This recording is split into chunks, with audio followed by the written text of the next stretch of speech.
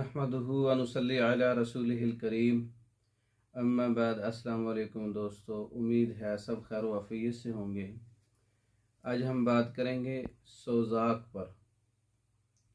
पहले भी हम सोज़ाक पर बात कर चुके हैं। पार्ट नंबर 2 में हम सोज़ाक की कुछ मुख्तलिफ़ इलामात और वजूहात बताएंगे। सोज़ाक का इलाज भी इसमें है, नुकसानात भी है, असबाब भी हैं और इसकी इलामात भी हैं। आजकल जो सोज़ाक लोगों में, मरीज़ों में देखा जा रहा है या कसरत से हो रहा है, इसकी दो बड़ी वजह नज़र आ रही हैं। नंबर एक, वाइग्रा का ज़्यादा से ज़्यादा इस्तेमाल।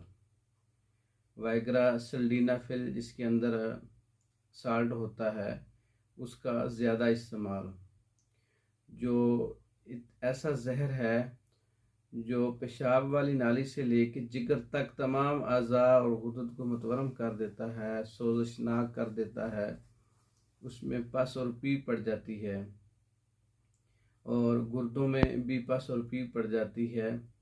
ये भी एक सोज़ाक की कैफियत आ रही है नज़र।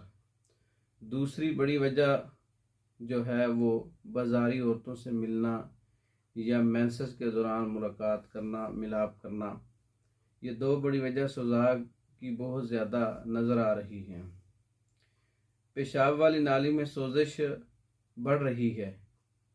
पेशाब वाली नाली की सोज़श तो और भी दीगर चीज़ों से बढ़ जाती है। जहरीली अद्वियात हैं या कुश्ता जात ऐसे हैं जिससे बहुत ज़्यादा गर्मी और खुश्की पैदा हो जाती है।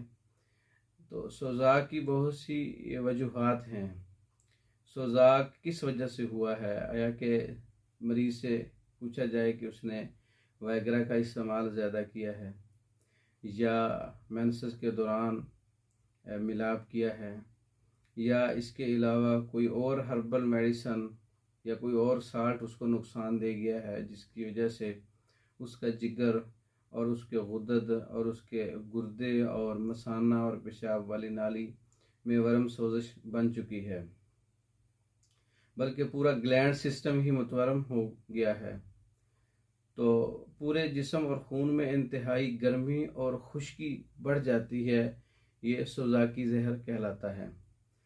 तो गर्मी और खुश्की को हम तरी के साथ, रतूबात के साथ इलाज कर सकते हैं। यानी कानून मफरत अज़ा में गुद्दी तहरीक में सोज़ाक होता है, तो इसका इलाज असाबी अद्वियात से हैं, रतूबात वाली, तरी वाली। सबसे पहले रतूबात की पैदाइश करना होगी, रतूबात को पैदा करना होगा। जैसे ही रतूबात पैदा होंगी तो वर्म और सोज़श जो है वो जाता रहेगा। जैसे ही रतूबात पैदा होगी तमाम अज़ा अपने जो है वो मकाम पे सही काम करना शुरू करेंगे।